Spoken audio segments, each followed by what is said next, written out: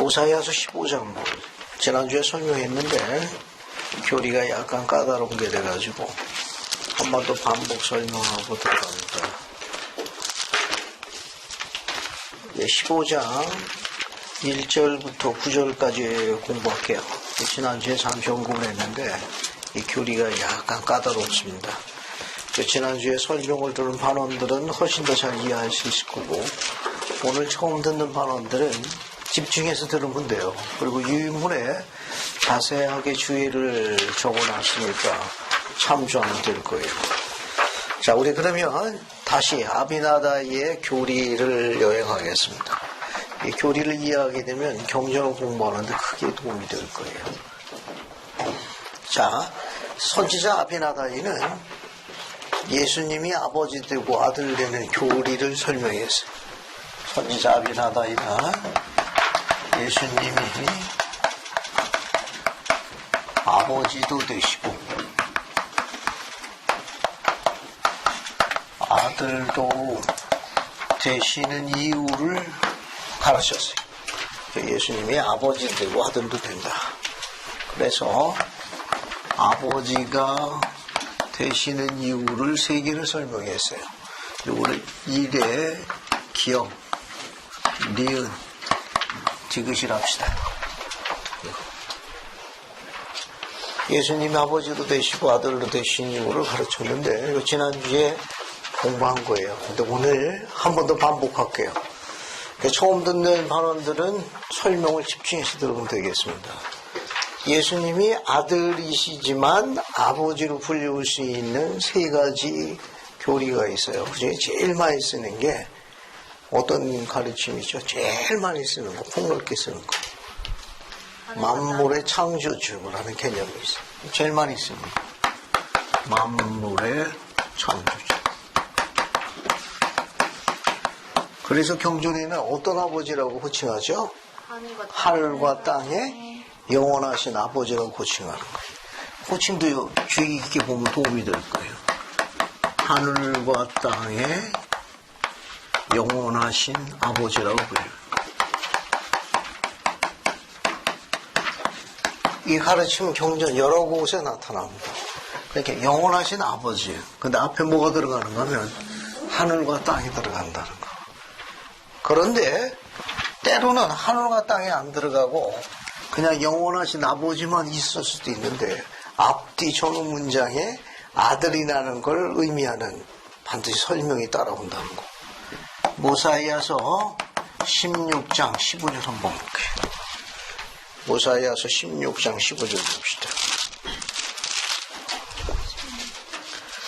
모사이아서 16장 15절 같이 한번 봐요.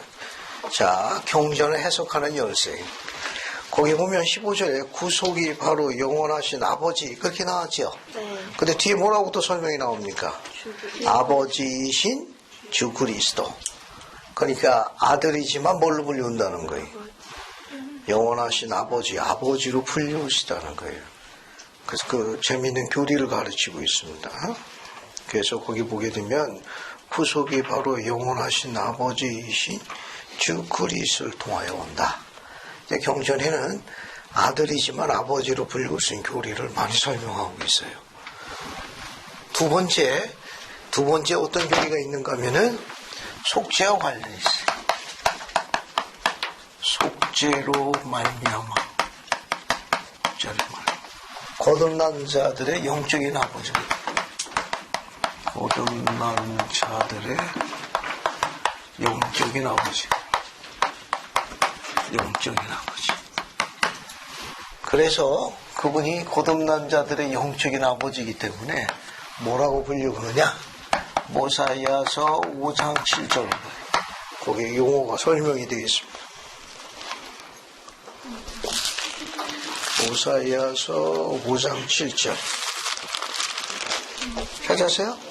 네. 여러분이 자주 인용하는 거예요. 거기 보면 지난주에도 인용한 성구인데 이제 너희가 맺은 성약우리나 너희는 그리스의 자녀라. 그의 아들과 딸들이라 일컬음을 받으리라. 이는 보라 오늘날 그가 영적으로 너희를 낳으셨습니다. 거기 그리스의 자녀라고 나오죠. 그리스의 자녀.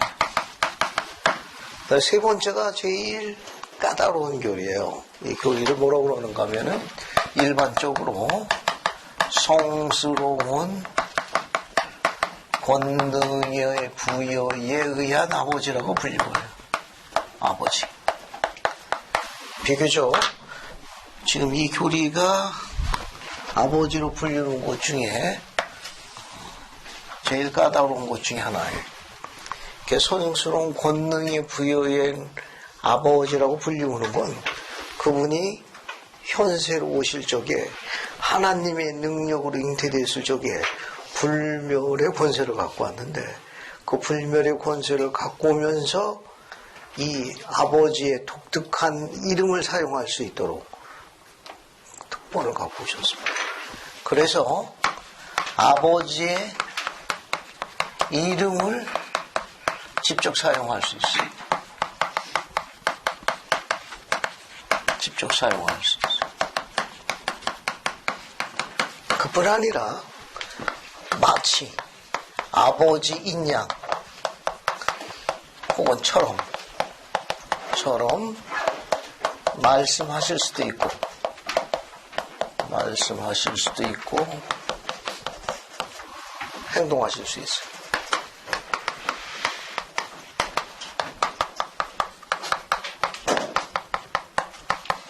행동하실 수 있습니다. 그러니까 이게 좀 약간 까다로운 거예요. 그래서 예수님이 아버지로 불리우는 교리는 크게 이 세 가지 가르침을 기억하시면 돼요. 그 다음에 아들이 되는 건 비교적 지금까지 여러분이 잘 알려진 가르침만 기억하면 돼요. 예수님이 아들이 되신 이유, 이거는 저 A, B, C 세 가지를 한번 나눠봅시다. 창세 이전을 기준이면 영적으로는 뭐가 돼요? 장자, 마다리 되시는 거예요. 영적으로는 장자.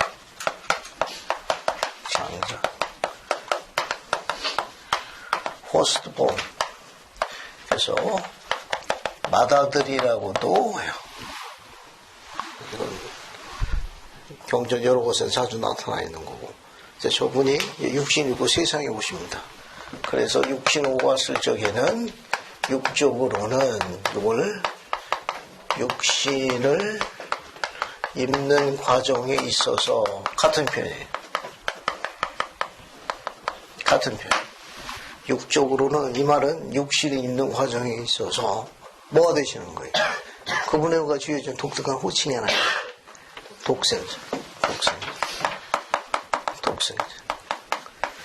독생자라는 건 죽음을 버릴 수 있는 필멸의 권세도 갖고 계시고 다시 무덤을 승리할 수 있는 불멸의 권세도 갖고 계셔서 부활의 첫 열매가 되시는 분이.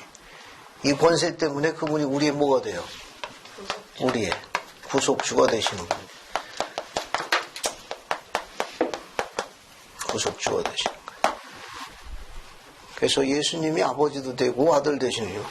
크게 이 정도 이해하시면 되겠습니다. 이거 말고도 우리가 보통 이야기하는 하나님 아버지를 우리가 엘로힘이라고 해요. 엘로힘. 그래서 아들 예수 그리스도를 우리가 뭐라고 하면 여호와라고 해요.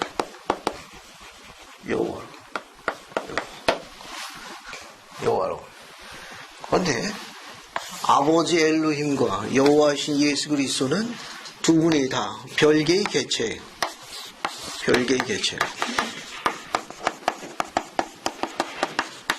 별개의 개체인데 이 두 분이 사람들 중 인간을 구원하는 거예요.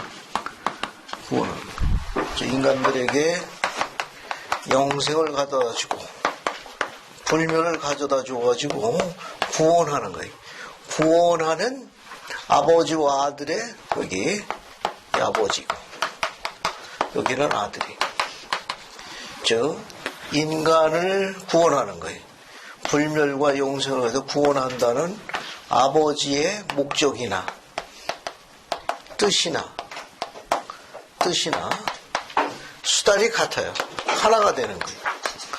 아버지의 뜻이나 아들의 뜻이나 똑같아요.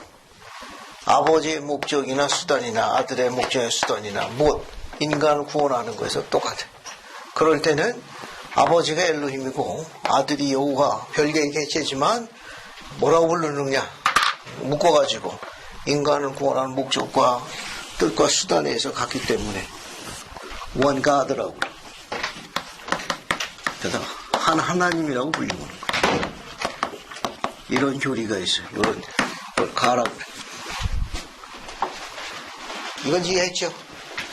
그러니까 아버지 엘로힘과 아들 예수 그리스도를 또 뭐라고 부른다? 여호와라고 불러요. 별개의 개체지만 언제 하나가 돼요?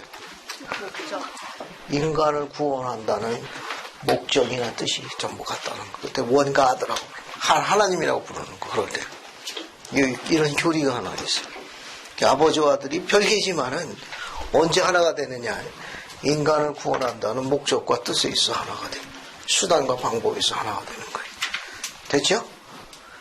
아버지 별도로 있고 어머니 별도로 있어요. 근데 그 두 분이 언제 하나가 되죠? 예? 자녀를 잡을 때 하나가 되는 거예요. 잘 되라고 딱 잡을 때는 왜? 목적과 뜻이 같거든. 수단과 방법도 같고. 별개의 개체지만 하나가 되는 거예요. 똑같은 개념. 됐죠? 나중에 여러분들 이제 자녀 낳아보면 이제 그때 이 신동시가 되는 걸 절로 깨닫게 되는. 그때는 한 편이야. 그때는 같은 편이 돼. 목적과 뜻이 똑같아. 잡아야 돼. 자, 이런 교리가 하나 있고, 또 어떤 교리가 있는가 하면은, 여기 아버지로 불리우죠? 여기 아버지. 아버지로 불리우는 실제, 이 아버지로 불리우는 실제 인물이 누구예요? 실제 액팅에 한 사람이 누굽니까? 아들 예수요. 아들 예수지만 뭘로 불리운 거예요? 만물의 창조주라든지 속죄로 말미암아 거듭의 영적인 아버지가 된다든지 성신의 본능이 보인 아버지. 아버지지만 실제로는 누구예요? 아들인 거 아니에요. 그죠? 설명을 한 번만 잘 들으면 돼요. 아들이지만 아버지로 불리운다고. 만물의 창조주 하늘과 땅의 아버지. 실제로는 누구예요? 아들 아니에요. 속죄를 말미암아 구속을 가져다주는, 구원을 가져다주는 그 아버지라고 불리는 영적인 아버지도 누구예요? 아들 예수예요. 성스러운 권능이 부여해가지고 아버지 이름을 직접 쓰고 또 아버지인 양 말씀하지만 실제는 누구예요? 아들이죠. 여기는 아버지가 실제로 누구냐? 아들이. 다시 설명할게요. 앞에서 이야기한 이건 아버지가 아버지로 불리우는 세 가지 이유가 있습니다. 이게 불리우는 그 아버지가 실제로 누구예요? 아들 예수거든. 같은 거예요. same 같아. 그래서 아버지도 아들이고 아들로 불리우는 요 아들도 예수. 똑같은 거예요. same. 그때도 원가드라고 불러요. 왜냐하면 하나님인데 하나님의 불리우는 용법이 두 개가 있어요. 두 개. 원나라고 그래요. 하나는 하나님 아버지 엘로힘과 여호와 아들과의 관계지만 목적과 뜻에 있어서 하나라는 개념이 있어요. 그때도 원가드라고 불러요. 이때 하나라는 건 목적과 뜻과 수단에 있어 하나라는 뜻이. 알았습니까? 다른 원가드가 있어요. 이때 원은 save이라는 뜻이 같다는 거예요. 뭐가 같으냐? 아버지로 불리우는 분도 누구예요? 아들 예수요. 그리고 또 예수도 아들이고 별개의 개체가 아니라 한 분이에요. same. 같다고.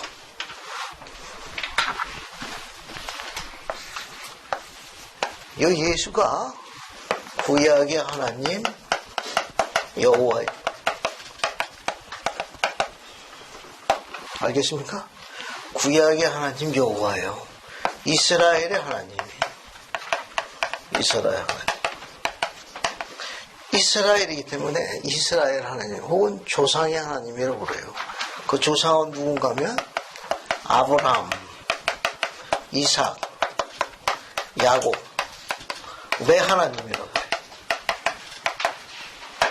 근데 아비나다이는 몰몬경의 선지자 아니에요. 그죠? 그래서 몰몬경의 누구냐? 니파의 백성이 하나님도 돼. 니파의 백성이 하나님도 돼. 하나님. 이분이 육신을 입고 어디 옵니까? 육신을 입고. 육신을 입고 어디로 와요? 지상에 오시죠? 지상에 오십니다.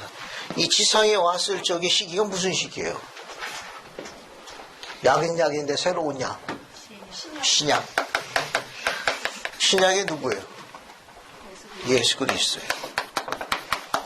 예수 그리스도. 이게 구약의 하나님 여호와나 신약의 예수 그리스도 어떻다는 거예요? same 같다는 거예요. 동일이라는 거예요. 동일이. 근데 이분이 구약의 뭐예요? 하나님이요. 구약 성소의 하나님이요. 예수 그리스도는 신약 성소의 하나님이에요. 신약 성소의 하나님. 아들이지만 하나님, 구약의 하나님이 오신 거예요. 똑같은 분이요. same God. 그래서 아버지도 아들이고, 아들도 아들일 때도 원가드에서 한 하나님으로 불리우는 개념이 있어요. 그래서 한 하나님은 두 개가 있다고. 하나는 인간을 구원하는 목적과 뜻을 이야기하는 거기서 하나가 된다는 개념이 있고, 다른 하나는 누굴 이야기하는 거예요? 아버지도 예수고 아들이고 아들도 아들인 같다는 의미, 셈이라는 뜻을 갖고 있는 원가드가 있어요. 이것을 모사야서 15장에서 아비나다이가 설파한 거예요. 자, 지금부터 지난주에 공부한 거 한번 반복하고 뒤로 넘어갈게요. 자, 15장 1절부터 봅시다. 봤어요? 네. 자, 오늘 처음 이 강의를 듣는 반원들은 설명을 한 번만 주의 있게 들으면 돼요. 그럼 이해력이 훨씬 나아질 거예요. 자, 15장 1절. 그리고 이제 아비나다이가 그들에게 이르되 나는 하나님이 친히 사람의 자녀들 가운데 내려오사 자기 백성을 구속하시리라는 것을 구원하는 걸 너희가 깨닫기 바란다. 하나님이 직접 인간의 자녀 필리스 사람으로 내려오신다고 직접 가르친 거예요. 그러면 지금 가르친 아비나다이는 주전인물이에요? 주구인물이에요? 주전인물이면 구약의 인물입니까? 신약의 인물입니까? 구약이요. 그러면 구약의 하나님이라는 거예요. 두 번째 주인 하나님은 구약의 하나님. 구약의 하나님. 누굴 이야기해요? 구약의 하나님 누구예요? 칠판에 여기 여호와예요. 여호와께서 어떻게 했어요? 직접 지상에 오신다고 그랬잖아요. 아비나다이가 직접. 그 오신 분이 누굽니까? 신약 성서의 예수 그리스도예요. 그 교리를 설명한 거예요. 이 교리를. 구약의 하나님 여호와께서 속죄하시러 지상에 오셨다는 교리를 이야기한 게 1절이에요. 됐습니까? 그래서 이 교리는 1절은 구약의 하나님 여호와가 누구와 통일이라는 걸 이야기한 거예요. 신약의 예수 그리스도와 통일이라는 교리를 이야기하는 아주 중요한 교리입니다. 성경에 이런 교리가 삭제됐습니다. 몰몬경은 직접 설명한 거예요. 몰몬경은 비유를 한 게 아니에요. 상징한 것도 아니고. 아비나다는 구약의 하나님 여호와께서 직접 인간의 자녀들 가운데 오실 적에 바로 그분이 왜 왔느냐? 구속하시러 왔다. 우리 구속주요. 속죄하시러 왔다고 직접 설명한 거예요. 그럼 2절로 갑시다. 자, 2절로 갈게요. 그가 육체 가운데 거하심으로 인하여 뭐라 일컬음을 받을 것이요? 하나님의 아들. 그럼 아들로 불리우는 여기 두 번째 세 가지 ABC 중에 어디에 해당되는 거예요? 뒤에 해당되는 거예요. 육신을 입는 과정에서 아들이 된 거예요. 거기까지 문제가 없는데 뒤에 봐요. 뒤에. 육체를 아버지의 뜻에 복종시키셨으므로 아버지도 되시고 아들도 되시나니 라고 설명한 거예요. 그러면 육체를 아버지 뜻에 했을 때 이게 육체는 구체적으로 누굴 이야기하죠? 누굴 이야기야? 예수 그리스도. 그렇죠. 아들 육신이 뭐 아들뿐이 없으니까. 그 다음에 그 뒤에 아버지의 뜻은 누구예요? 여기 아버지의 뜻은 누굴 이야기해요? 엘로힘을 이야기하는 거예요. 뒤로 넘어갑니다. 3절. 이건 조금 까다로운 거예요. 조금 까다롭습니다. 아버지인 것은 그가 하나님의 능력으로 잉태되었음으로 인하며 그가 아버지라고 불리울 수 있는 이유가 설명되어 있어요. 그가 하나님의 능력으로 잉태되었으며 아버지로 불리울 수 있는 일본의 교리 기억, 니은, 디귿 중에 어디에 해당된다고 그랬죠? 디귿에 해당되는 걸 풀어서 설명한 거예요. 성스러운 권능의 부여에 의한 아버지가 되시는 교리를 설명한 거예요. 이거는 지금 우리말 하고 있습니다. 알고 있어요? 지금 우리말 하고 있는데 이해가 잘 안 간다고 그래가지고 자책한다든가 좌절에 빠지지 않도록 합니다. 괜찮아요. 이건 그런 게 있다라는 거 알고 계셔도 돼요. 뒤로 갑시다. 이리하여 뭐가 됩니까? 아들이지만 아버지도 되고 뭐가 돼요? 아들도 돼요. 그런데 성스러운 권능에 의한 아버지는 실제로 누구예요? 성스러운 권능에 의한 아버지로 불려온 이 아버지 실제로 누구예요? 아들 아니야, 아들.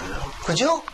잘 봐요. 거기 3절 맨 마지막에 이래야 아버지도 되는데 이 아버지는 성스러운 권능에 부여한 아버지지만 실제로 누구예요? 실제는 아들 아니야. 아들 예수 아닙니까? 뒤에 또 누구예요? 아들도 누구예요? 예수 아니에요. 4절 첫 번째죠. 그들은 아버지와 아들이지만 same, 같은 분이에요. 그래서 one God라고 설명한 거예요. 그들이 한 하나님이시라 4절 이렇게 돼 있죠. 아버지와 아들인데 아버지도 누구예요? 실제로는 아들이고 뒤에 있는 아들도 같은 예수니까 the same, 같은 거예요. 그래서 같은 하나님이시라 one God라고 표시한 거예요. 한 하나님이시라. 됐죠? 이 교리물로 설명하기가 쉽지 않습니다. 다른 교리를 설명했습니다. 다른 아버지가 되는 교리를 설명했는데 참으로 바로 하늘과 땅에 영원하신 아버지도 되시니라. 아버지, 이 아버지도 누구예요? 예수요. 여기 아버지 일본의 교리 기억, 니은 중에 몇 번째 해당합니까? 기억에 해당되는 거예요. 이 교리를 설명한 거예요. 지금 아비나다이가 2개 설명한 거예요. 이것도 설명하고 이것도 설명한 거예요. 그리고 이것도 설명하고 C도 설명하고. 그러니까 계속 봐요. 5절 보면 또 이와 같이 육신이 영에게 곧 아들이 아버지께 복종하여 거기 또 뭐가 나옵니까? 하나님이 되었더라. 아까 4절에도 하나님이 나왔죠. 5절에도 하나님이 나왔는데 이거 좀 정리해 봅시다. 육신이 영에게 문장이 바꿔 써졌죠. 곧 바꾸고 말하여 아들이 아버지께 복종하여 하나님이 되었더라. 그죠? 그러면 5절 첫 시에는 육신은 문장을 바꿔 쓴 다음 문장에서는 누굴 이야기합니까? 거기 육신은 아들을 이야기하는 거예요. 그러면 육신이 누구한테 복종했어요? 영에게 복종했다고 그랬죠. 그런데 문장을 바꿔 쓴 데는 아들이 누구한테 복종하고 되어 있습니까? 아버지 아니에요. 아버지를 첫 줄에 뭘로 바꿔줬어요? 영이라고 그랬죠. 이 영은 2절의 세 번째 줄 보면은 같은 편이에요. 육체를 무엇에 복종시키셨으므로? 아버지 뜻이 뭐죠? 여기 봐요. 여기 아버지 뜻이 목적이 뭐예요? 인간을 구원하는 거예요. 인간에게 불멸과 용서를 가져다는 게 아버지의 뜻이에요. 아버지의 뜻입니다. 5절 다시 봐요. 육신이 영에게, 그 영은 2절에서 뭘로 바꿨었어요? 아버지의 뜻을 이야기한 거예요. 알겠습니까? 그러니까 앞에 보세요. 앞에 하나님 아버지 엘로힘과 아들 예수 그리스도가 하나가 될 때는 언제예요? 목적과 뜻이 같을 때 아닌가. 그죠? 거기 5절 보면 어떻게 되어 있어요? 육신이 영에게 곧 아들이 아버지께 복종했다고 되어 있죠. 2절에 뭐라고 되어 있습니까? 2절에 육체를 아버지께 복종시켰으므로 아버지와 아들이 별개의 개체지만 인간을 구원한다는 목적과 뜻이 있어 어때요? 한 하나님이 되는 거예요. 따라서 5절에 한 하나님은 원가들은 이걸 설명하는 거예요. 아버지와 아들이 엘로힘과 여호와께서 언제 하나가 되는 겁니까? 원이 되는 거예요. 인간을 구원하는 목적과 뜻에서 하나가 된다는 걸 설파한 거예요. 따라서 4절 첫 줄에 나와 있는 그들은 한 하나님이시라는 원가되요 나의 교리를 설명한 거고 5절에 육신이 영에게 곧 아들이 아버지께 복종하여 한 하나님이 되었더라는 뭡니까? 가의 원가들을 설명한 거예요. 이것도 설명해. 두 개를 다 설명한 거예요. 아비나가 이 두 개를 다 설명한 겁니다.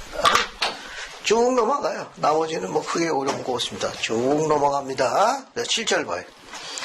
참으로 이와 같이 그가 끌려가서 십자가에 못 박히시고 죽임을 당하시리니 육체로는 참으로 죽기까지 복종하며 그러니까 속죄하시기 위해서 아버지 뜻에 순종한다는 거예요. 뒤에 문장을 바로 자세히 설명했습니다.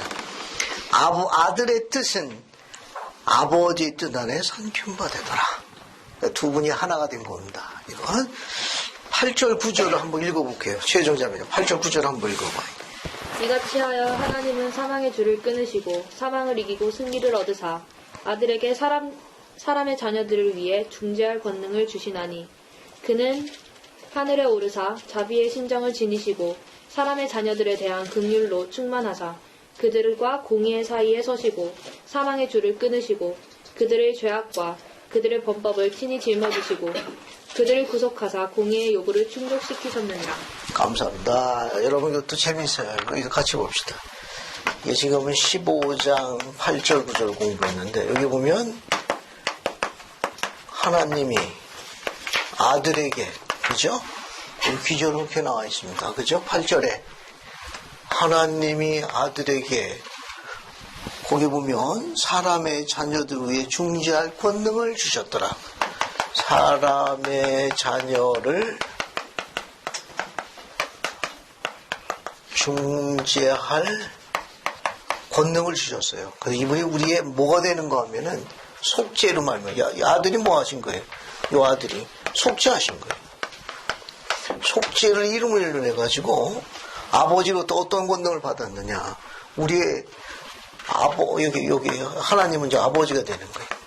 아버지와 여기 속죄를 우리 인간들 위해서 속죄하신 거니까 인간들 사이에서 뭐가 되느냐.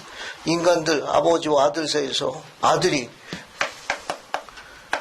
중재인, 변호인. 그래서 경륜에서 이걸 중보자라고 그래요. 그러니까 인간들을 대신 변호해주는 사람, 대신 변호해주는 그런 역할을 하는 거예요. 또 아버지와 인간과 화해하도록 중간에 도와주는 사람 역할, 중보자라고 그래요.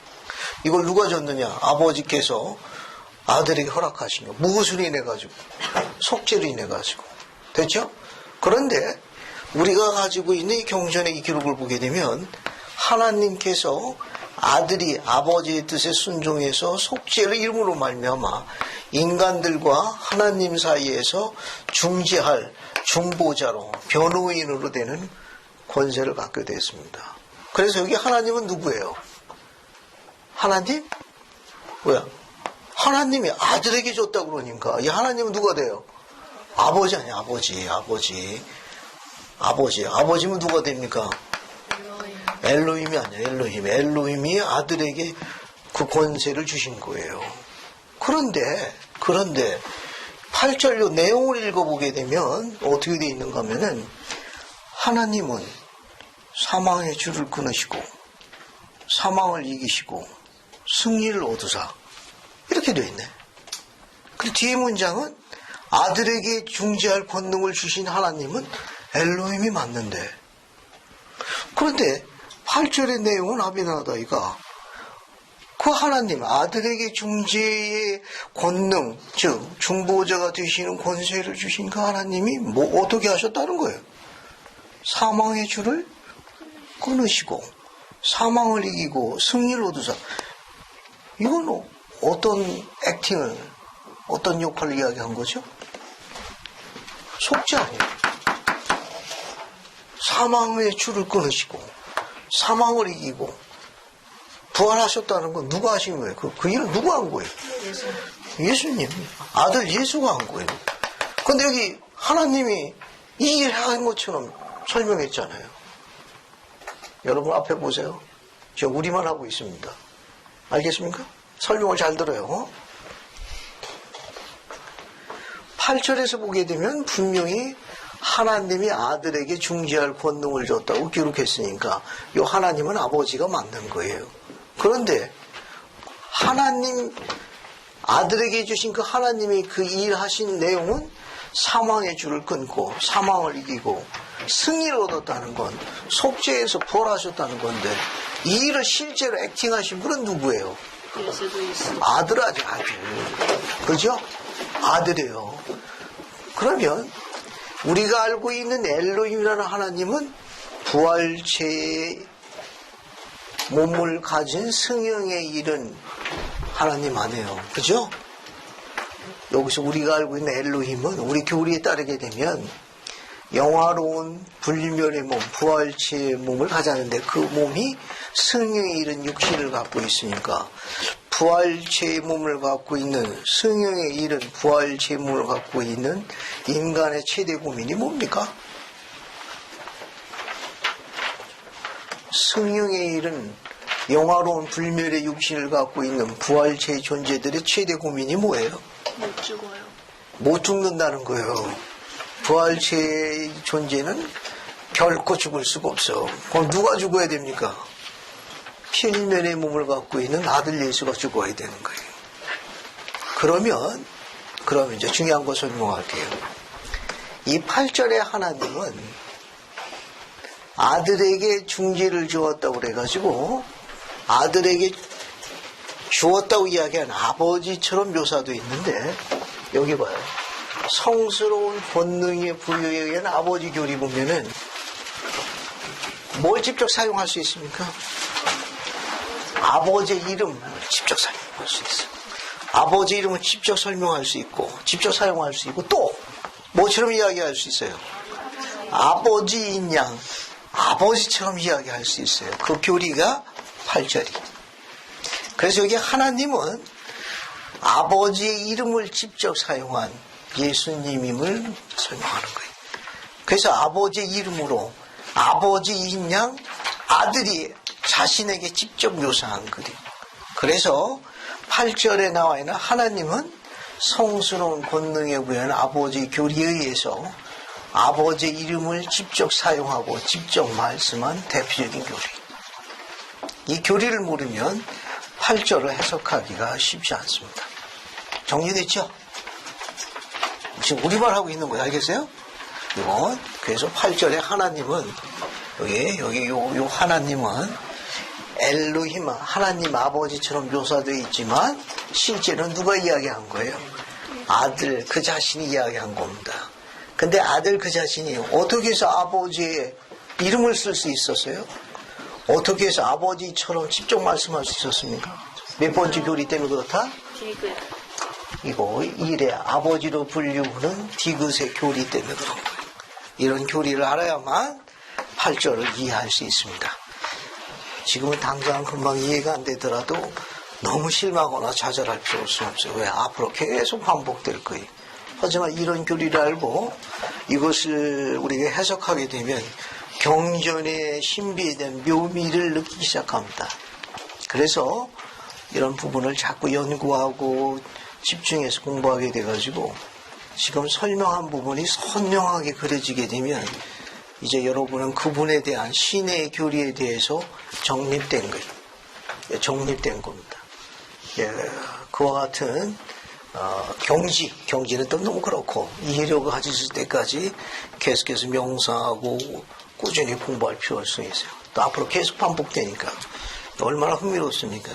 이게 바로 주전 기록이에요. 몰몬계의 선지자들은 성도들에게 이 교리를 자유자재로 가르쳤다는 거. 이 아름다운 교리가 훼손됐습니다. 이게 회복된 거예요. 성경에는 이 교리가 삭제됐어요. 몰몬경에는 그냥 다이렉트로 설명했습니다. 직접 설명했어요, 선지자들이. 굉장히 아름다운 교리. 자, 우선 일단 이렇게 이해하시고 혹시 뭐 도움이 될까 싶어가지고 유인물을 만들어 놨는데 이 유인물에 보면 훨씬 더 자세하게 설명이 다 나와요. 여기 여러분 지난주에 나온 유인물인데 여기 두 번째 장 봐요. 두 번째 장.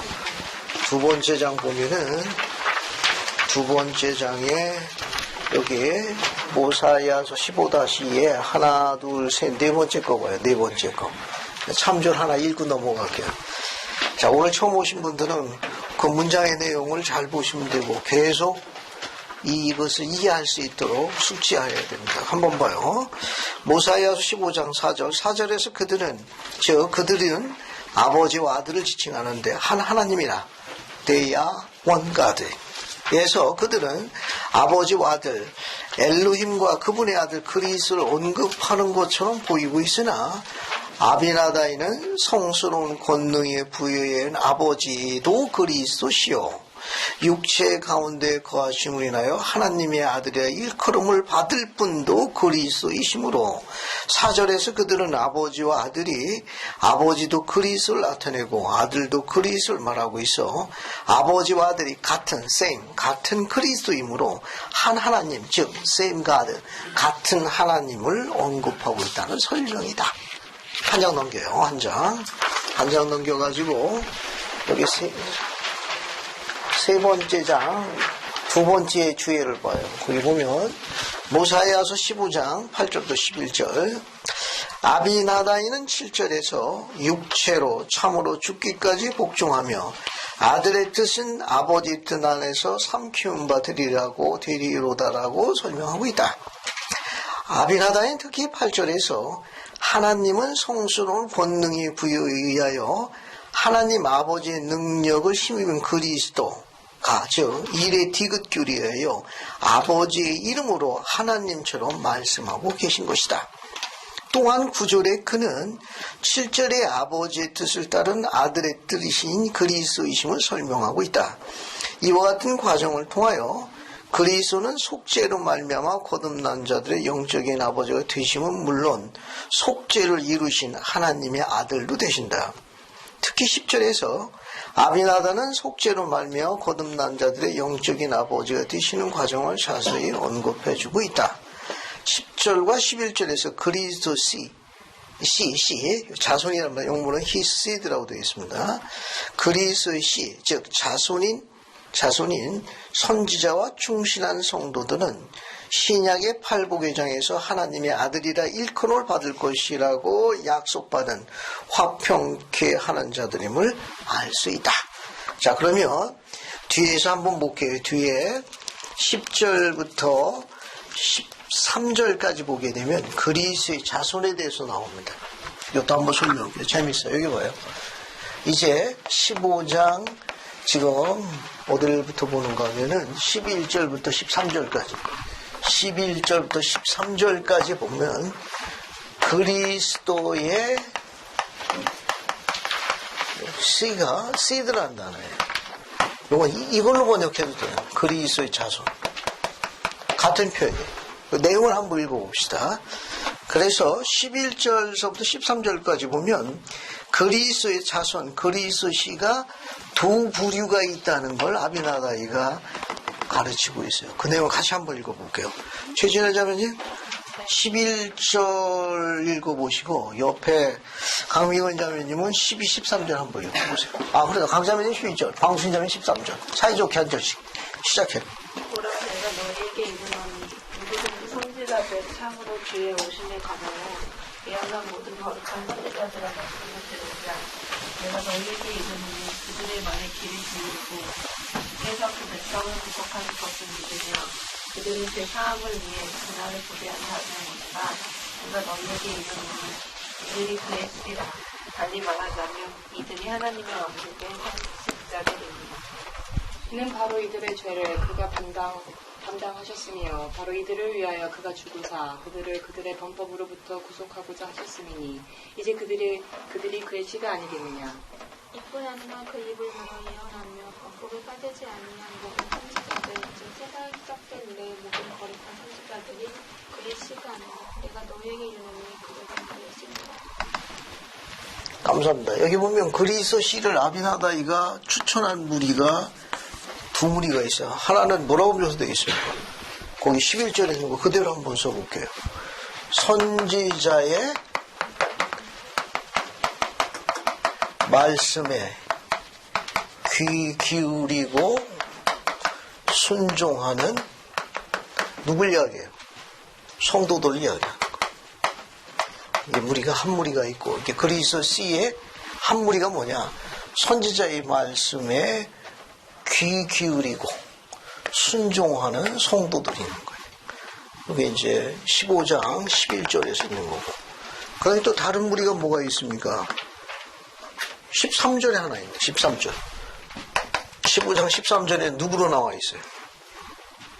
모든 시대에 선지자들.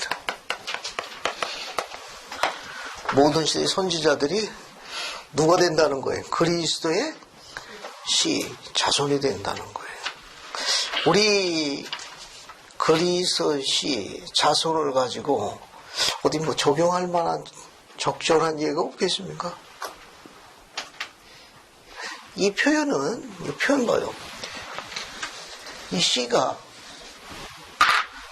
여러분, 뿌리는 씨, 화분이나 꽃밭이나 밭이나 이런 데 뿌리는 씨, 그거 상상 한번 해봐. 상상했습니까? 어때요? 씨, 예쁩니까? 아름답습니까? 눈에 띄게 황홀합니까? 어때요? 조금이에요.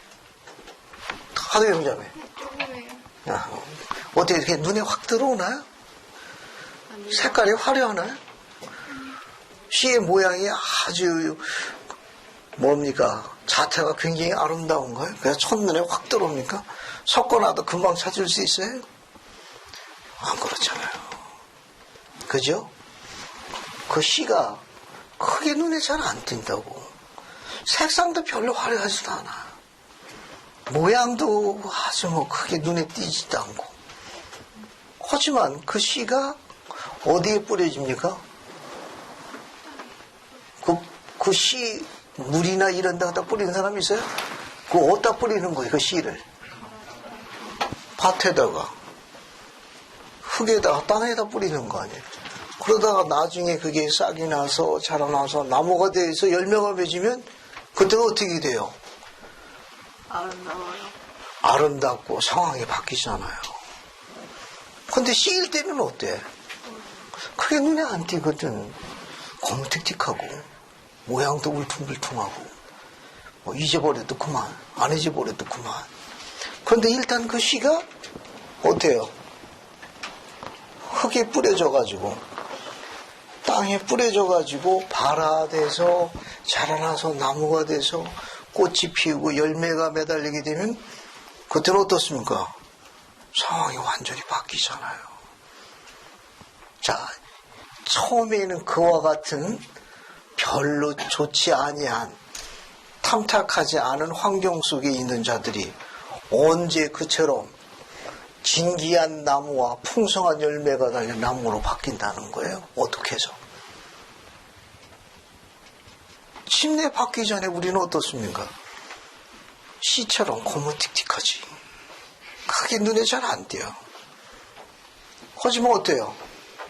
나중에 복음대로 우리가 온 마음을 다해서 그분의 율법과 의식에 순종하게 되면 오늘은 어떻게 됩니까? 우리가 거룩하게 된 자로 바뀌잖아요. 그죠? 여기 뭐라고 되어 있습니까? 선지자의 말씀에 귀 기울이고 순종하는 성도들이 진기한 나무와 풍성한 열매를 맺어갈 거예요. 그렇게 열매를 결실을 댄 그 보기 좋은 나무가 누구예요? 모든 시대의 선지자들이. 그 우리는 지금 어디에 해당되는 거예요? C. 알겠어요? 뭘로 번역할 수도 있다? 자손. 등급으로 이야기하면 어떻게 돼요?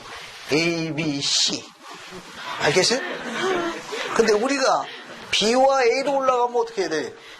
선지자의 말씀에 귀 기울이고 따라야 돼요.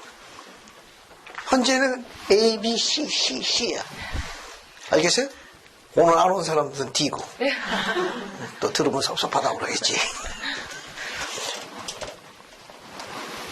복음은 나쁜 것을 좋은 것으로, 나쁜 성품을 갖고 있는 사람을 좋은 성품의 소유자로 바꿔주는 거예요. 또 좋은 성품을 갖고 있는 사람을 어떻게 만들어줍니까? 더 좋은 성품을 가진 자로 심성의 본성까지 바꾸어주는 능력이 있는 구원의 복음을 뭐라 한다? 예수 그리스도의 복음이라는 거예요. 우리가 복음대로 살면 우리 내부에 변화가 생깁니다. 그 변화는 외모까지 영향을 미쳐요. 나 빼놓고. 난 예전에 여러분처럼 홍길동처럼 새카만 머리카락 빛나는 동안에 지금 거울 보면 짜증나더라고요. 짜증. 아직 덜 계심해서 그런 것 같아요. 복음은 그런 중요한 목표를 갖고 있습니다. 조금 복음의 목표라는 건 예수 그리스도의 복음의 목표는 뭐냐 하면 심성의 변화예요.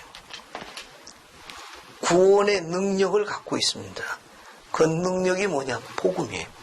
복음은 굿뉴스라고도 설명하지만 사실 하나님의 음성을 이야기해요. 하나님의 음성에 힘이 있어요. 파워가 있다고. 그 파워가 권세인데 그 권세가 어디서 왔느냐? 아들인 예수 그리스도 그 권세를 어떻게 하셨느냐? 금방 누가 또 지웠네. 빠르게 또 지웠다. 속죄를 통해서 오는 거예요. 어토먼트로 오는 거예요. 그러니까 우리가 그리스도의 속죄를 이해하고 깨닫게 되면 속죄의 가르침에 의지하게 돼요. 속죄의 가르침에 의지하기 시작하게 되면 우리의 능력이 향상되기 시작합니다.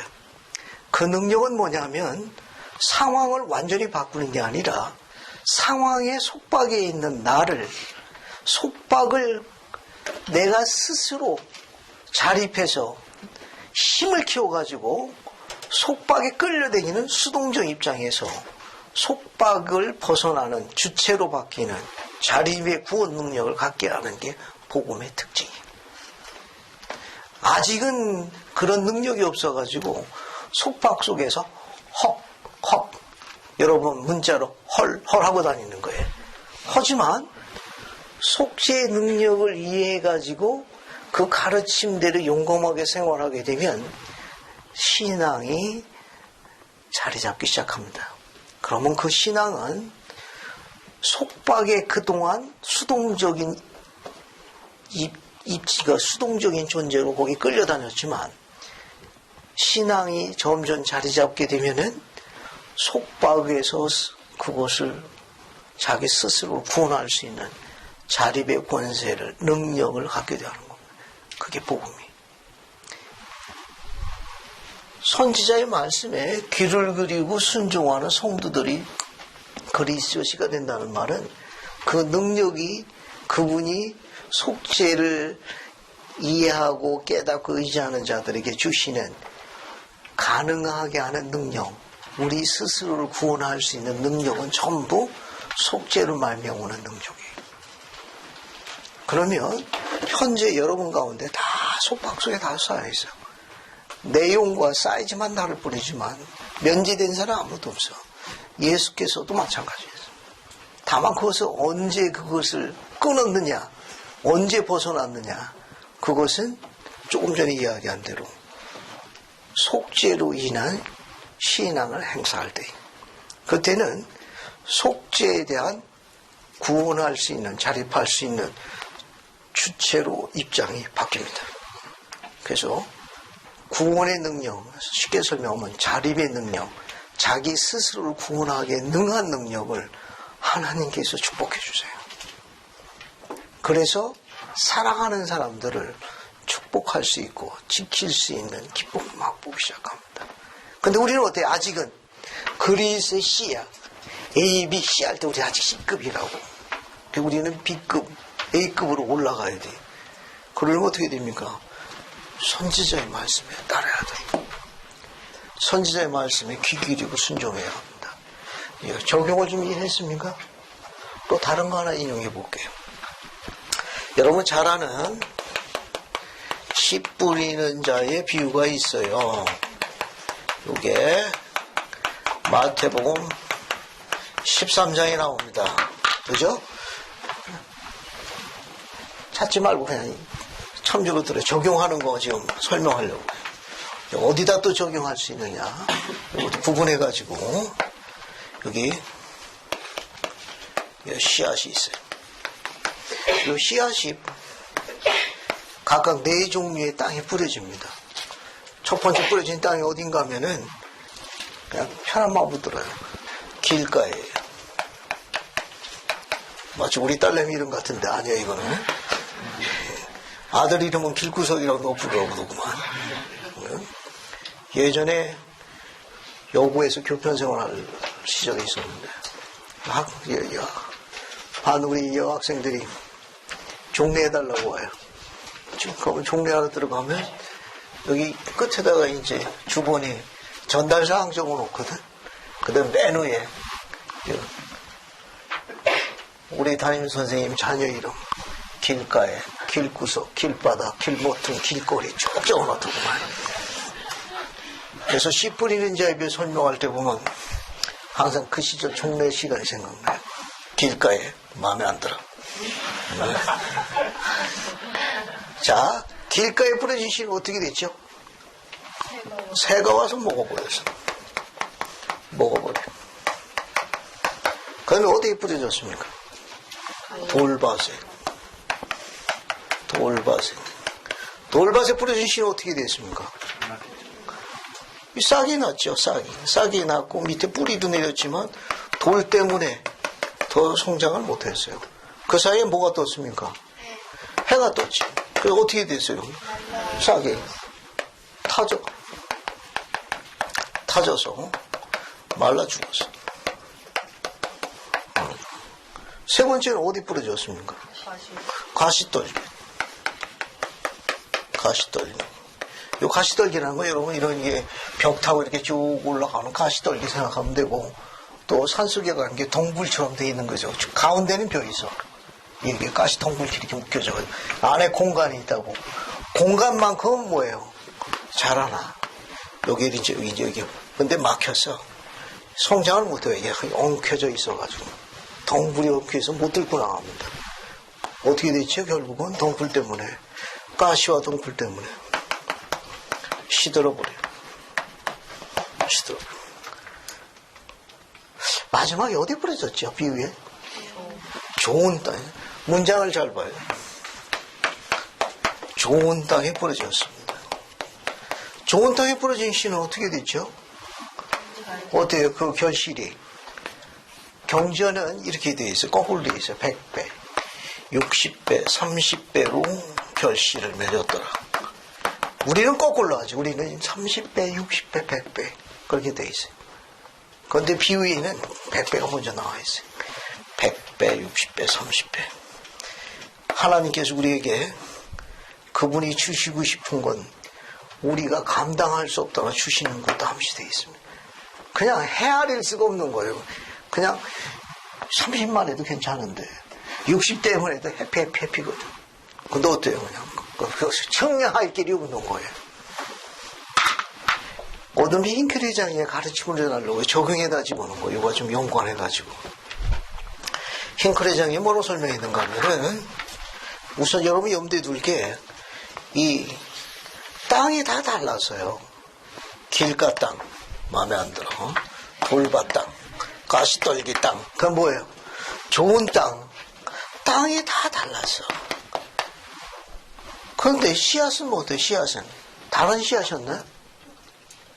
똑같은 씨앗이야.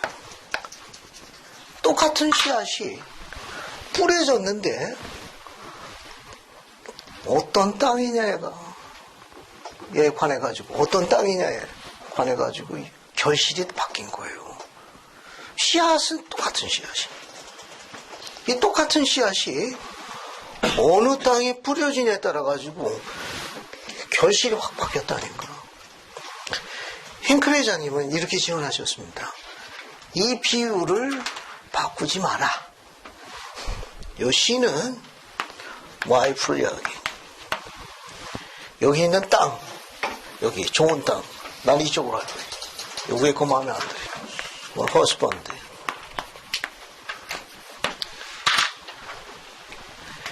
여인이라는 똑같은 씨앗이 어떤 땅에 뿌리냐에 따라 가지고 결실이 바뀝니다. 여인 문제가 아니라 땅 문제. 흰크레정의 가르침은 시사하는 바가 굉장히 큰 거예요. 좋은 땅, 좋은 남편하고 함께하게 되면 어떻게 돼요? 여기 있는 여인이 좋은 아내가 되고 이상적인 아내가 되는 건 당연한 거예요. 이상적인 아내의 특징이 뭐냐? 그 옆에 누가 있어요? 이상적인 남편이 있기 때문에 가능한 거예요. 그런데 그건 모르고 이상적인 여정만 찾으러 다니는데 쉽지 않을 거예요. 이상적인 아내는 옆에 이상적인 남편이 지원할 때 가능한 거예요. 좋은 아내는 언제 가능하냐? 이스라엘 아들들이 좋은 땅이 돼야 돼요. 여러분들이 조금 전에 이야기한 대로 그런 변화의 물결에 대한 선지자의 가르침대로 살아야 돼요. 그래야 여러분들 어떻게 됩니까? 길가 땅에서 자꾸 길가 안 나오네. 돌밭 땅으로 가시떨기에서 모아서 좋은 땅으로 업그레이드 되는 거예요. 선지자가 가르치는 대로 생활해야 합니다. 그것을 결심하고 매일 경전 읽고 기도하며 안식일을 거룩히시키고 선교사 다니고 사랑하는 그 여인을, 내 여인을 성전에 데려갈 수만큼 준비해야 돼요. 언제 어느 때든지 플러스 알파에 그리고 내가 힘써 일해서 내가 마련한 처소에서 그녀가 안식과 행복을 누릴 수 있도록 생활해야 합니다. 그게 좋은 땅이에요. 외모와 관련 없어. 알겠어요? 웃기니 왜 웃어요, 여러분들? 내가 좋아하는 성구가 있거든. 하나님께서 외모를 안 보신다. 얼마나 마음에 드는지 몰라. 씨에다가 다 비유할 수 있는 거예요. 주님께서 우리 이스라엘의 아들들 도와줄 거예요. 결론적으로 이야기하면 선지자의 말씀을 공부해요. 그분들의 영광으로 기록된 게 경전입니다. 매일 경전 공부하고 최소한 뭘 먹으면 30분씩 읽어야 돼요. 30분씩. 그래도 힘들면 15분씩 읽어야 돼요. 종교근의 강의에 오기가 힘들면 온라인 강좌가 있어요. 온라인 강좌 열심히 들어야 합니다. 아주 뭐 악착같이 하지 않는데 그래도 여기는 악착같이 보내니까 공부해야 돼. 그러면 어떻게 되느냐? 좋은 땅이 되는 거예요. 교례서야 97편 잠시 읽어볼게요. 좋은 땅과 관련 있는 거예요. 교례서야 97편 봅시다. 교례서야 97편. 여러분이 잘 인용하는 성구 중에 하나예요. 97편 9절 한번 볼까요? 97편 9절. 찾았어요? 이거 한번 읽어봅시다. 이용화 형제. 97편 9절 한번 읽어줘요. 이는 나주가 그들로 맑은 시냇가 좋은 땅에 심겨져 많은 귀한 열매를 생산하는 심히 열매가 풍성한 나무같이 결실을 맺게 하려 하는 것. 감사합니다. 한 번 더 반복해 읽어볼게요. 이거 아주 아름다운 성구인데 이는 나 주가 그들로 맑은 시냇가 좋은 땅에 심겨져. 맑은 시냇가 좋은 땅 아니에요. 그죠? 이게 좋은 땅 옆에 뭐가 있는 거예요? 맑은 시냇가입니다. 앞에 보세요.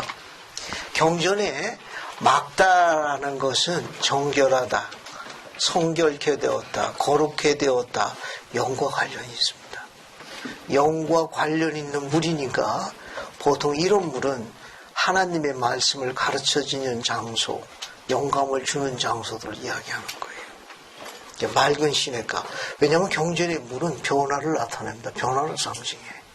근데 맑다는 것은 성결케 되었다, 영적으로 거듭났다, 거룩하게 되었다.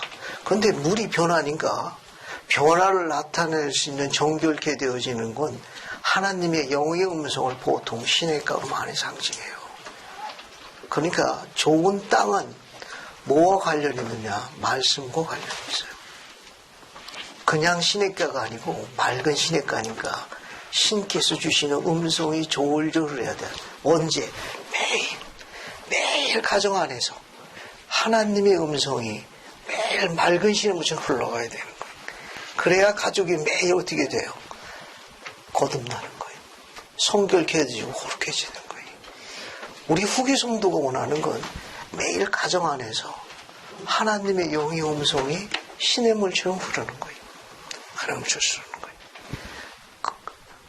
그 신의 가가 흐르는 땅이 어떻게 되느냐? 기름진 땅이에요.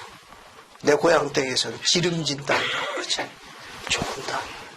그 좋은 땅에 씨앗이 뿌려지게 되면 열매가 다릅니다. 뭐라고 되어 있는가 하면 심겨져 많은 귀한 열매를 생산하는 심이 열매가 풍성한 나무같이 결실을 맺게 하리로다 라고 이야기하고 있습니다. 개인적인 내 의견입니다. 우리 이스라엘의 아들들이 맑은 시냇가에 와서 하나님의 영의 음성으로 무장되면 좋은 땅으로 가꾸실 거예요. 심겨져. 어떻게 심겨져? 이게 트랜스퍼 되는 거거든요. 어떻게 트랜스퍼 됩니까? 트랜스퍼 돼가지고 결실을 맺으셔. 하나뿐이 없어. 성약결혼뿐이 없어요. 그러면 그 좋은 땅에 뿌려지는 그 씨를 열매와 결실을 맺을 수 있도록 축복해 주실 거예요. 이스라엘 딸들이 옮겨 씻는 방법은 성약결혼입니다. 그래야만 영의 음성으로 비옥하게 가꾸어진 그 남자의 땅에 심겨지게 될 거예요. 그러면 어떻게 되느냐? His seed, 그리스의 씨가 번성하는 거예요. His seed, 그의 자손들이 웃어가지고 그냥 유능하고 아주 우성적으로 뛰어난 그런 혈통들이 그들을 통해 가지고 신권을 지닌 아버지의 혈통을 따라 신앙을 지닌 어머니의 혈통을 따라서 생육하고 번성해서 자라나게 될 거예요. 아마 아베나라이는 여러 가지 면에서 의미심장을 이야기한 겁니다. 또 뒤로 한번 볼까요? 뒤에 보게 되면 아베나이도 뭘 가르쳤는가 하면 부활에 대해서 가르쳤어요. 오늘은 부활 공부 좀 해볼게요. 그래서 20절로 갑니다. 20절 보세요. 그래서 성구를 먼저 읽는 게 낫겠네요. 여기 한번 봅시다. 거기 모사이아서 15장 20절부터 시작해가지고 25절까지 이거는 첫째 부활을 이야기하는 거예요. 첫째 부활을 이야기한 거고 그 다음에 15장 26절은 둘째 부활을 이야기한 거예요. 일단 한번 읽어봅시다. 읽어볼게요. 그래서 오사가자매님 20절부터 해서 22절까지 읽고 그 다음에 23절부터 25절까지는 지선이가 읽고 그 다음에 뒤에 의선이가 26절 읽고 한번 쭉 읽어봐요. 그러나 보라 사망의 불이 끊어질 것이요 아들이 거꾸로 지며 죽은 자들에 대한 권능을 가지셨나니 그러므로 그가 죽은 자의 부활을 이루시느니라. 이에 부활 곧 첫째 부활이 오나니 참으로 이제까지 있었던 자들과 지금 있는 자들과 장차 곧 그리스도의 부활을 때까지 있을 자들의 부활이라. 그리스도라 하면 그렇게 그가 치명을 받으시겠습니다. 또 이제 모든 선지자들의 부활이니 그들의 말을 믿은 모든 자들 곧 하나님의 계명을 지킨 모든 자들이 첫째 부활에 나아오리라. 그러므로 그들은 첫째 부활이니라. 그들은 일으킴을 받아 그들을 구속하신 하나님과 함께 거하게 되나니 이제하여 그들은 사망의 줄을 끊으신 그리스도를 통하여 영생을 받느니라. 또 이들은 첫째 부활에 참여하는 자들이요 이들은 그리스도가 오시기 전에 구원이 그들에게 선포되지 아니하여 무죄한 가운데 죽은 자들이라. 그리하여 주께서 이들의 회복을 이루시나니 이에 그들이 주께 구속함을 받아 첫째 부활에 참여하며 곧 영생을 얻느니라. 그리고 어린아이들이 또한 영생을 받느니라. 그러나 보라 그리고 두려워하며 하나님 앞에 떨지어다. 이는 너희가 떨어야 마땅함이니 주께서는 그를 고약하고 자기 죄 가운데서 죽는 그러한 자들을 아무도 구속하지 아니하심이라. 참으로 곧 세상이 시작된 이리로 자기 죄 가운데 멸망한 자, 하나님의 고의를 거역한 자, 하나님의 계명을 알면서도 그를 지키려 하지 아니한 모든 자니 이들이 첫째 부활에 참여하지 못하는 자들이니라. 감사합니다. 이제 부활에 대해서 공부할게요. 부활에 대해서 공부합니다.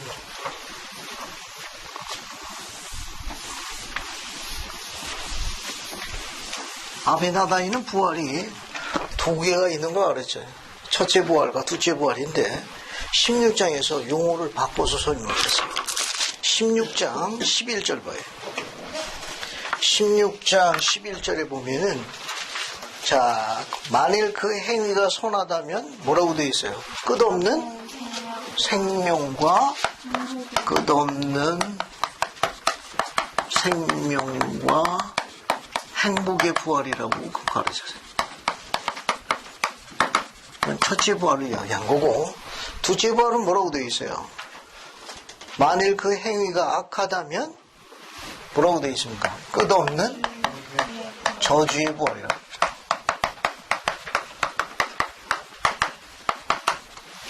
따라서 우리는 첫째 부활이 의인의 부활이라는 걸 알 수 있는 거예요. 의인의 부활이라는 걸 알 수 있고, 그럼 둘째 부활은 어떤 자의 부활이 돼요? 불의한 자의 부활이 돼요.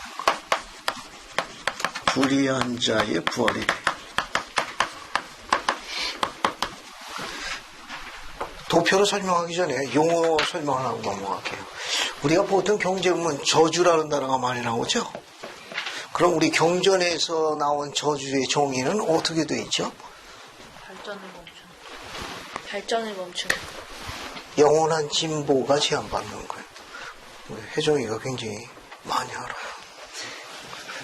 많이 안다고. 괜히 앞에 앉는 게 아니에요, 지금. 참, 이 저주라는 말은 뭐냐면, 그냥 우리가 어감이 굉장히 부담스럽거든. 저주받으니까.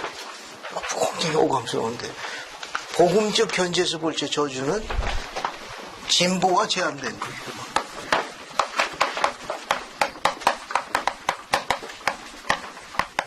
따라서 성장이나 발전이 멈추는 거예요. 제한받는 걸 얘기합니다. 그래서 이제 설명을 한번 해볼게요. 여기 쭉 갑시다. 쭉 가요. 여기 아담 떼고 여기를 예수 그리스도 그래. 그래서 예수 그리스도께서 속죄하셨어요. 속죄하심을 해가지고 그리스도께서 부활하시는 거예요. 그래서 예수 그리스도가 부활에 뭐가 되는가 하면 첫 열매가 되시는 거예요. 그러니까 예수 그리스도가 속죄하심을 인해 가지고 부활하십니다. 죽음을 승리하셨어요. 그래서 경전에서는 부활의 첫 열매가 누가 되시는 거예요? 그리스도가 되시는 거예요. 그리고 그분이 승천하셨어요. 하늘로 올라가셨습니다. 올라가시면서 뭐라고 했는가 하면은 내가 뭐라고 했습니까? 거목에 다시 오겠다. 다시 오겠다. 그 다시 오는 게 뭐예요?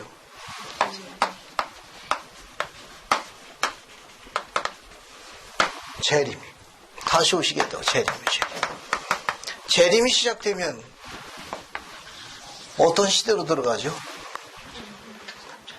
그리스도가 만왕의 왕으로 다스리는 복된 천년을 우리가 뭐라고 그럽니까? 복천년이에요. 복천년이 들어요. 복천년이 들어가면 어떤 부활이 시작되죠?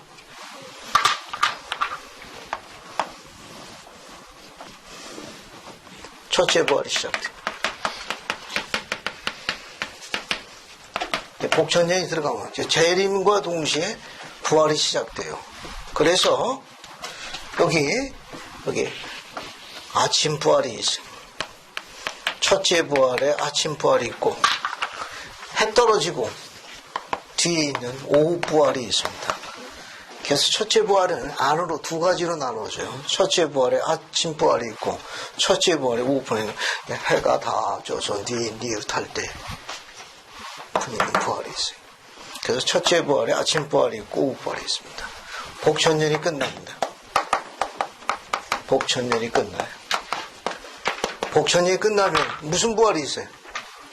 둘째 부활이 시작돼요. 복천년이 끝나면 둘째 부활이 시작되는 거예요. 둘째 부활이 시작돼요.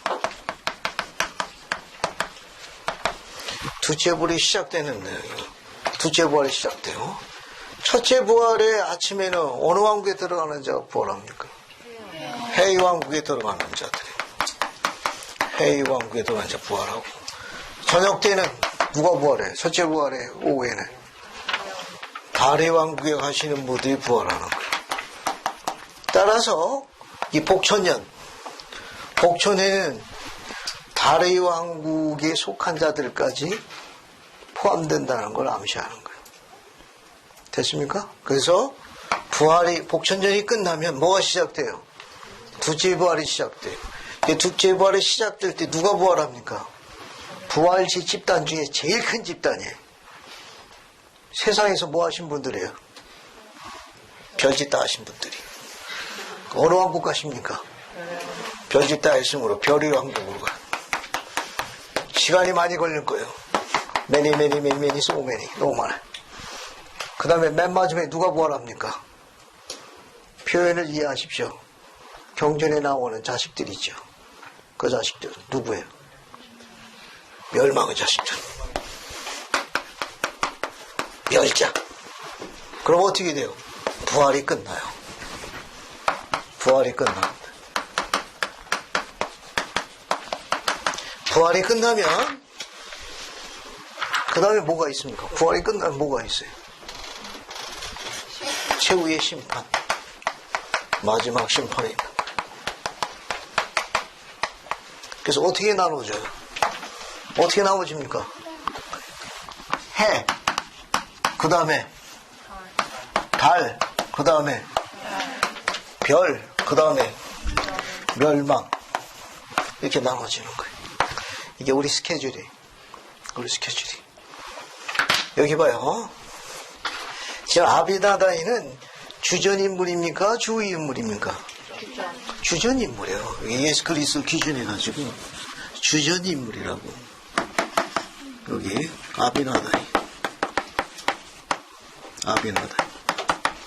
아비나다이는 주전 선지자예요. 그래서 주전인물이기 때문에 아비나다이가 첫째 부활 본 거는 자기를 기준해가지고 예수님의 부활이 첫째 부활이에요. 그렇게 설명한 거예요. 하지만 어때요? 회정이나 현석이나 보배는 주전인물입니까? 주인물입니까? 주인물이야. 학평이까지. 자, 여기 지금 이렇게 옹기종기 앉아갖고 지금 스트레스 받고 있잖아요. 주인물이라고. 그러니까 우리는 주전이 아니고 주이기 때문에 우리의 첫째 부활은 언제 있어요? 예수님 재림 후에 복천년 때 있는 게 우리의 첫째 부활이 여기에. 근데 아비나다이는 주전인물이기 때문에 자신의 첫째 부활은 이쪽으로 보는 거예요. 첫째 부활의 연계는 넓은 비로 여기서부터 포함되는 거예요. 그래서 아비나다이가 첫째 부활을 본 거는 자기가 주전인물이므로 그리스의 부활이 첫 번째서 첫째 부활로 본 거고. 하지만 우리가 교리적으로 설명할 때 첫째 부활은 복천년 때 첫째 부활의 아침부터 시작되는 이때가 첫째 부활이 되는 거예요. 우리는 주에 있는 그 주의 자녀들이거든요. 하나 더. 나중에 이제 부활 때 더 자세히 설명할 거예요. 예수 그리스도께서 부활하셨을 적에 아비나다이는 뭘 이야기했는가 하면 예수께서 부활하셨을 적에 예수님만 부활했나? 다시 질문할게요. 자, 침착하게 생각해봐요. 예수님이 부활하셨을 적에 예수님만 부활했느냐는 거예요. 아비나다이는 덧붙인 게 있는데 아담 때부터 그리스의 부활 이전까지 죽었던 의로운 성도들이 함께 부활했다고 가르쳤어요. 나중에 자세히 설명할 게 있어요. 그러니까 예수 그리스도 부활이라고 그래가지고 예수님만 부활한 게 아니라는 거. 아담 때부터 예수 그리스도의 부활 이전까지 의로운 하나님의 자녀, 성도들, 그리스도의 씨, 자손들, 선지자의 말씀 듣고 따르는 의로운 자들이 함께 부활했습니다. 됐죠? 아비나다이는 그걸 가르친 거예요. 우리 삶이 영원하다는 걸 암시하고 있습니다. 우리가 여기서 살고 있는 삶은 잠시 시험받는 시간이라는 걸 이야기하는 거예요. 영원한 삶이 기다리고 있는 걸 암시한 거예요. 그래서 아비나다이는 그리스의 부활이 첫째 부활인데 첫째 부활이 어느 왕국 가는 거예요? 여기 해왕국 가는 거 아닌가? 그래서 아담 때부터 그리스의 부활 이전까지 핍박받고 박해받고 힘든 삶을 사는 성도들, 그 의로운 성도들, 세상적으로는 엄청 제한받았지만 그리스의 부활도 어떻게 했습니까? 첫째 부활의 일환으로 부활했으니까 어느 왕국으로 위로받는 거예요? 해왕국으로 위로받는다는 걸 암시하는 거예요.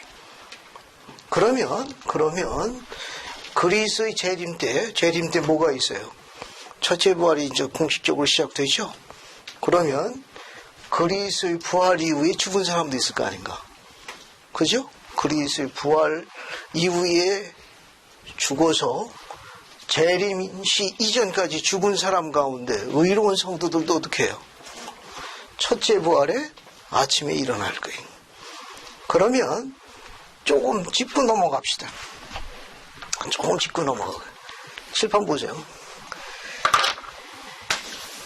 첫째 부활에 들어가는 자는 어느 시기에 들어간다고 그랬어요? 복천년에 들어간다고 그랬죠? 복된 천년에 들어가는 건 첫째 부활에 아침에 들어가는 자들이 해왕국 들어가는 자고 달의 왕국 들어가는 자는 언제 부활한다고 그랬어요? 오후 부활이에요. 해가 다 지고 아무것도 할 수 없는 밤에 어둠이 올 때 부활하게 될 거예요. 그들은 아무것도 나지 못할 거예요. 그러면 첫째 부활이 이루어지는 동안에 있는 사람들이 복천년에 들어가게 되면 둘째 부활에 속하는 자들은 어디에 있는 거예요? 첫째 부활에 아침에 들어가는 자는 해왕국 들어가는 자고 첫째 부활에 오후 부활에 들어가는 달의 왕국 들어가는 자는 어떤 형태였는지 복천년에 다 들어가 있는데 부활해가지고 그러면 둘째 부활에 있는 참여하는 자들은 어디에서 있는 거예요? 어디에 있습니까? 그 친구들은? 어디에서 대기하고 있어요? 권순영 이제 크게 영의 세계에서 검은 독서실, 개별 독서실에서 거기서 공부하고 있어야 돼요. 천년 동안 못 나와. 거기서 뭐 공부합니까? 그 천년 동안 거기서 뭐 하고 있어요? 개인 독서실, 검은 독서실에서. 영옥이라는 데 별도 독서실에서 천년 동안 공부해야 돼. 거기서 뭐 공부할 것 같아요? 오늘 배우는 이거 전부 패스오프 해야 된다고. 어떻게 공부합니까? 경전에 일을 간다고 그래서 일을 부득부득 깔고 공부할 거예요. 누구는 저 푸른 초원에서 그냥 행복한 시간을 보내는데 자기들은 검은 독서실에서 열심히 공부해야 돼. 둘째 부활에 들어가는 자들은 천년 동안 못 나옵니다. 그러면 하나 더. 첫째 부활의 아침 부활은 계속 이어지는 부활이고 첫째 부활의 오후에 나오는 자들은 첫째 부활의 오후에 나오는 달의 왕국들은 해 떨어지고 저녁 대신 그 뒤에 몰려서 나오게 될 거예요. 왜 시차가 생겼죠? 왜 해왕국에 들어가는 자는 아침부터 나타나셔가지고 하루 종일 즐거운 시간을 보내고 달의 왕국 지내는 자들은 왜 해 떨어져서 저녁 때 나타나게 됐습니까? 왜 시차가 다르죠? 등급이 달라요. 이용화 형제님. 등급이 달라요. 등급이 다른다는 거. 부활하는 등급. 그래. 적정한 설명이 되려는지 모르는데 그 등급에 대한 설명을 예를 하나 들어볼게요. 여러분 교리를 좀 공부할 필요성이 있어요. 첫째 부활의 아침이고 첫째 오후니까 아침 부활에 나오는 사람들은 상당한 시간과 시차가 있어요. 그런데 저녁 부활에 나오는 사람들은 시차가 짧습니다. 별이나 별의 왕국에 들어가는 멸자들은 아예 시간도 없고 여러 해 전에 나사에 거기 연구원들이 있어요. 로켓, 해외 우주정거장, 우주 로켓 하는 그 연구원 중에 수석 연구원 책임자로 그 연구원들을 관리하는 일종의 매니저급 다스리는 분이 우리 한국인이에요. 근데 그게 후기 성도입니다, 그분이. 최상욱 박사라고. 여러 전에 아주 오래전에 한국에 와가지고, 모임을 하는데, 특히 청소년들 대상으로 얘기했을 때 재밌는 이야기를 하시더라고. 그때 그분이 그런 얘기를 했어요. 첫째 부활의 아침에 들어오는 자들은 상당한 시차 동안 복천년에 머물러 있는데 왜 오후 부활에 나오는 자들은 그 시차가 짧으냐? 한번 생각해 본 일 있냐? 왜 첫째 부활의 아침에 해왕국 들어가는 자는 복천년에 상당한 기간 머물러 있고 다리왕국 가는 자들은 짧은 시간만 복천년에 머물러서 그 시차가 있는 이유를 어떻게 생각하느냐? 최영진님은 재밌는 개인적인 의견이 하면서 재밌는 이야기를 해서 나는 과학자다. 그런데 경전에 입각한 설명보다도 과학적으로 제한된 나의 의견을 이야기하고 싶다는데 굉장히 재미있고 설득력 있게 들었습니다. 정확한 건 아니에요. 개인적인 의견이라고 했으니까. 우리 뇌에 뇌세포가 있죠. 근데 뇌세포에 소위 아윈슈타인 등등 해가지고 천재로 불리우는 분들이 이 뇌세포가 현세에서 몇 퍼센트 가동된다고 그래요? 혹시 대략치 10%. 용화 몇 프로라고 생각해요? 잘 모르겠습니다. 한번 찍어봐. 안 되겠다. 수능시험 얼마 안 남았는데 또 이러고 갈긴다고. 그러면 강비회장님은 그 천재들이 소위 몇 프로 움직인다고 생각해요? 20%. 수인이네. 잘못했습니다. 괜히 물었네. 좋은 뜻이죠. 자, 여기 봐요. 10에서 11%가 안 넘어간답니다. 11%만 돼도 200년에 하나 나올까 말까 한 천재래. 보통 일반적으로 우리 세상에서 수재라고 불리는 사람들이 보통 7에서 한 8% 정도 가동된다고 그래요. 우리가 이야기하는 수재라고. 아인슈타인 같은 거 200년에 하나 나올 것만 하는데 겨우 11%래. 그러면 부끄럽지만 평범한 우리는 몇 프로가 움직이는 거야? 우리는 여러분과 나는 몇 프로 가동되는 거야? 대략. 너무 실망하지 말아요. 나도 포함되니까 5% 미만이랍니다. 앞에 봐요. 내가 지금 50대 후반인데 나 5% 미만이지만 조금도 안 불편하거든. 혹시 여러분 중에 불편한 사람 있습니까? 아니 잘 살고 잘 있고 잘 지내고 있고. 그분은 재미있게 물론 수치에 약한 편도 있을 수는 있어요. 근데 그분은 재미있는 뉘앙스를 이렇게 화두를 던졌습니다. 현세에서 우리는 제한된 필멸의 세상에 있기 때문에 우리 뇌세포도 제한됩니다. 그래서 우리가 보통 평범한 사람들이 5%에서 7, 8%까지 왔다 갔다 한다고 그러더라고. 그러면 우리는 5%로 해요. 겸손하니까. 그래도 안 불편하거든. 그러면 5%인 우리가 복음을 받아들이고 속지에 의지해서 선지자의 가르침대로 열심히 살고 순종하게 되면 첫째 부활에 어디에 들어가죠?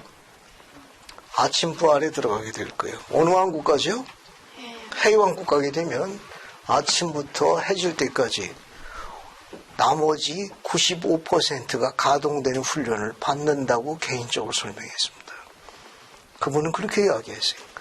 만약에 그게 풀 가동되면 그것은 곧 신이 되는 걸 의미한다라고 이야기했고, 뒤에 나오시는 분들은 제한되는 건 그들은 종으로서 시종으로서 훈련받기 때문에 어드밴스 코스에 들어갈 이유가 없다고 설명하시더라고. 여기는 말할 것도 없어. 왜? 별 아니야. 별 볼일 없는 거예요. 설명을 다시 반복하겠습니다. 그 과학자의 전언이 개인적인 의견이라고 하지만 경전은 그렇게 가르치고 있어요. 우리가 복천리에 들어가게 되면 신이 되는 어드밴스 코스로 들어갑니다. 요한은 요한계시록에 첫째 벌의 아침에 들어가는 자들에게는 흰돌을 갔는데 그 흰돌이 하늘의 신비를 하는 열쇠가 되는 것이고 그것이 성전에 가르쳐질 거라는 암시를 남겼습니다. 그 교리가 회복된 것이 예수 그리스도 후기 성도교회입니다. 수많은 교파 가운데 흰돌에 담겨져 있는 새 이름을 가르치는 교파는 성전을 짓는 독특한 이 백성들만 있다는 사실이. 그렇다면 우리 시온의 젊은이들이 왜 선지자의 말씀을 듣고 따르며 그리스도의 속죄에 대한 가능하게 되는 능력에 대한 신앙을 행사해야 되는지 이해력을 가질 필요성이 있습니다. 그것은 곧 왕과 제사장으로 군림한다는 뜻이 이스라엘 딸은 여제사장과 이스라엘 남을 통치할 왕비로서 군림한다는 걸 시사하는 거예요. 그 어드밴스 코스가 첫째 부활에 아침부활 해왕 들어가는 걸 지금 아비나다이는 끝없는 행복과 여기에 생명의 부활이라고 가르친 겁니다. 그래서 이 가르침은 굉장히 신실하고 아름다운 거예요. 좀 이해가 됩니까? 그냥 한 과학자의 개인적인 의견이지만 시차에 대한 설명으로는 굉장히 우리에게 도움을 준다는 거. 도움을 준다는 거.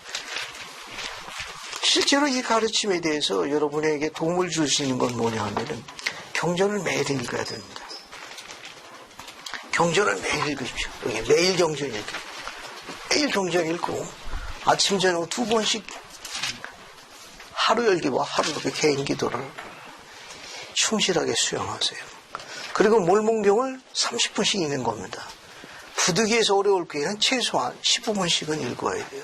그건 개인적으로 하는 거고 그 밖에 선자의 가르침이나 이런 부분에 대해서 공부를 할 필요성이 있어요.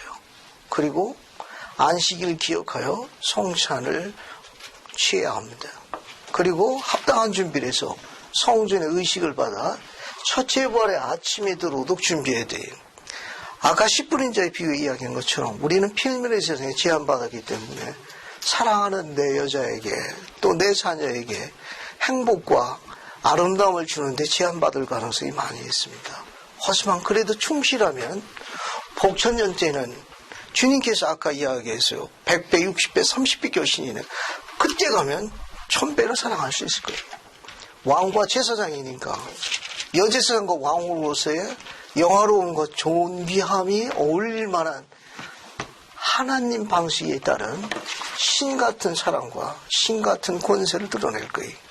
그게 복천년이에요. 이런 소망과 아름다움에 대해서 여러분이 적극 검토해 주시기 바랍니다. 그리고 그리스도의 속죄에 가능하게 되는 능력을 가질 수 있도록 아침 저녁으로 전능하신 분께 부지런히 간구해야 됩니다. 그래서 힘써 일한 내 능력으로 하나님께서 땅의 소산을 축복해 주어가지고 내가 힘써 일한 소사르로 아름다운 처소를 만들어 사랑하는 내 여자가 안식과 행복을 누릴 수 있도록 살아가야 됩니다. 그것이 우리 축복이고 아름다움이에요. 그게 좋은 땅이고. 성찬을 취할 적에 그냥 취하지 말고 성찬을 취할 적에 성향을 새롭게 하는 마음가짐을 가십시오. 그걸 자각이라고 그래요. 내가 그 축복을, 그 한운의 풍성하신 축복을 받기에 합당한 그릇이 될 수 있도록 전능하신 분의 자비를 구하세요. 성찬을 취할 적에 용서하십시오. 어느 떡이 큰가 하고 검색하시지 말고 하나님께서 내게 부어주실 그런 거룩한 자가 될 수 있는지 자각하는 시간을, 명상의 시간을 가지십시오. 그 다음에 성스러운 약속을 기억하십시오. 내가 한 말을 내가 행할 적에는 내가 네게 약속한 그 축복을 들어줄 수밖에 없다라는 성약의 약속의 말씀. 교례서에 몇 편 몇 절이 있죠. 지금 이야기한 성부가 몇 편 몇 절이 있습니까? 내가 한 말을 너희가 행할 적에는 내 입에서 나온 약속의 축복을 내가 수행할 수밖에 없다. 들을 수밖에 없다. 몇 편 몇 절에 있습니까? 사랑하는 젊은 여러분, 어디 나오죠? 이 위대한 이 아주 사랑받는 성구가 읽고 합시다. 읽고 82편 10절 봐요. 82편 10절. 기리찬, 우리 자네가 82편 10절 한번 크게 읽어줄래? 82편 10절 한번 읽어봐. 82편 10절. 82편 10절. 2편이요? 82편 10절.